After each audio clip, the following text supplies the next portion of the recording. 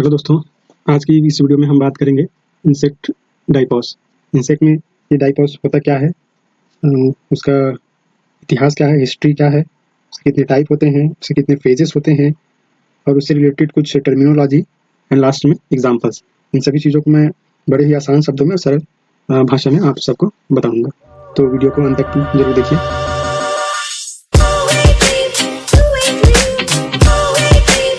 शुरू करते हैं। इंसेक्ट में डाइपॉस सामान्य शब्दों में बोलूँ तो एक कोमा की स्थिति है जिसमें इंसेक्ट जिंदा रहता है, लेकिन इनके रिप्रोडक्शन ग्रोथ जो है वो रुका रहता है या बंद रहता है। और यह अवस्था इंसेक्ट के जीवन के किसी भी अवस्था में पाया जा सकता है, like egg stage, nymph, pupa, adult, larva, any stage. तो चलिए इसका हिस्ट्री देखते हैं। फर्स्ट डाइपॉस वर्ड जो है व्हीलर नामक साइंटिस्ट ने दिया, व्हीलर, जो कि ग्रास हापर के एग स्टेज के लिए दिया गया था। उसके बाद कुछ साइंटिस्टों ने और उसको मॉडिफाइड करके अलग अलग टर्मिनोलॉजी दी है, जैसे कि डॉर्मेंसी, डाइपॉस, वाइसेंस, ठीक है। और इंसेक्ट का डाइपॉस का फेज होता है जिसको कोस्टल वी ने 2006 में दिया। तो अब बात करते हैं टाइप्स ऑफ डाइपॉस, कितने प्रकार होते हैं। जनरली दो प्रकार के होते हैं, ऑब्लिगेटेड डाइपॉस और फैकल्टेटिव डाइपॉस। ऑब्लिगेटेड क्या होते हैं?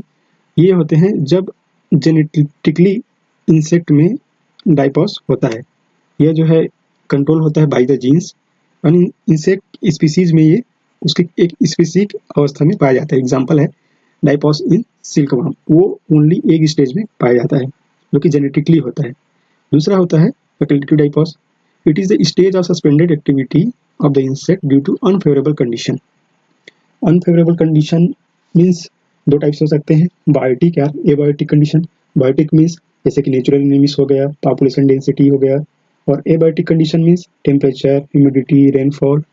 जब इनसे कोई पता चलता है कि उसको कुछ खतरा आने वाला है या फिर उसको भोजन की कमी होने वाली है, तो वो अपने आप को कोमा में ले जाता है ताकि वो लॉन्ग टाइम तक जिंदा रहे, जीवित रह सके। ये उसमें स्पेसिफिक फीचर पाया जाता है, ये अपने आप में उनमें क्षमता होता है।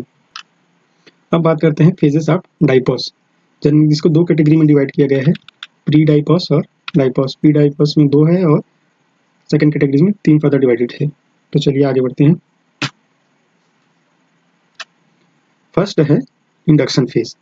इस फेज में इंसेक्ट को जो बाहरी एक्सटर्नली कुछ भी फैक्टर्स हैं जो उनको प्रभावित करने वाले हैं उसके प्रति बहुत ही रिस्पॉन्सिव होते हैं, संवेदनशील होते हैं, इनको पता चल जाता है।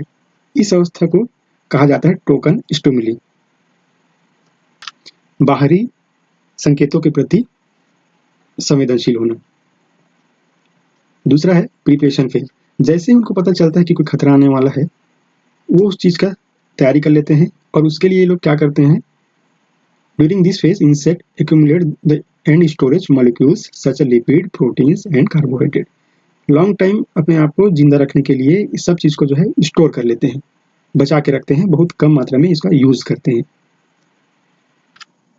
तीसरा है इनिशिएशन फेज। यह फेज जब मॉर्फोलॉजिकल डेवलपमेंट स्टार्ट होता है तब यह फेज चालू हो जाता है। कुछ केसेस में ये एकदम से दिखाई देते हैं ड्यूरिंग मोल्टिंग, और कुछ में जैसे कि कलर चेंज होना, behavioural changes, migration, aggression, enzymatic change ऐसे होते हैं, वो हमें दिखाई देते हैं। फोर्थ है मेंटेनेंस फेज। इस अवस्था में जब इंसेक्ट डाइपॉस में रहता है तो उनको बाहरी वातावरण के बारे में इनका संवेदनशील जो है नहीं रहता है, रिस्पॉन्सिव जो है नहीं रहता है, अनरिस्पॉन्सिव होता है, क्योंकि इनको उसके बाद जो है एक फेवरेबल कंडीशन मिलना चालू हो जाता है। और लास्ट होता है टर्मिनेशन फेज, जिसमें ये इनको पता चल जाता है कि हमारा खतरा टल गया है, वेदर कंडीशन अच्छा हो गया है, तो ये फिर अपना डाइपॉस की स्थिति को जो है खत्म करते हैं और अपना डेवलपमेंट एंड ग्रोथ को आगे बढ़ाते हैं। डाइपॉस से रिलेटेड दो मेजर टर्मिनोलॉजी है। फर्स्ट है एस्टिवेशन और सेकेंड है हाइबरनेशन। इन दोनों में बहुत बार कंफ्यूजन होता है लोगों को, स्टूडेंट्स को भी, और इसमें से क्वेश्चन भी पूछे आते हैं। ड्यूरिंग समर सीजन, गर्मी के समय में ड्यू टू हाई टेम्परेचर जब इंसेक्ट डाइपॉस में चला जाता है तो उसको बोलते हैं एस्टिवेशन। और जब ठंडी के समय होता है, जब टेम्परेचर लो होता है ड्यूरिंग विंटर, और उसमें जब इंसेक्ट डाइपॉस की स्थिति में चला जाता है तब उसको बोलते हैं हाइबरनेशन। कुछ एग्जांपल्स हैं, ये बहुत ही इंपॉर्टेंट है क्योंकि एग्जाम में एग्जांपल ही पूछे जाते हैं। जैसे कि एक डाइपॉस किस में पाया जाता है, मलबरी में, जिसको मलबरी सिल्कवर्म में बॉम्बेक्स मोरी, ग्रासहॉपर, लोकास, इसमें लार्वा डाइपॉस जो है पिंक बॉल वर्म में पाया जाता है। प्री प्यूपल डाइपॉस, प्यूपल डाइपॉस, एडल्ट डाइपॉस और इमेजिनरी डाइपॉस जो कि मॉस्किटो में पाया जाता है। तो फ्रेंड्स, अगर ये वीडियो आपको अच्छा लगे तो प्लीज़ लाइक, कमेंट और सब्सक्राइब कीजिए हमारे चैनल को, और कोई भी डाउट हो तो प्लीज़ कमेंट बॉक्स में कमेंट करके बताइए। Thank you.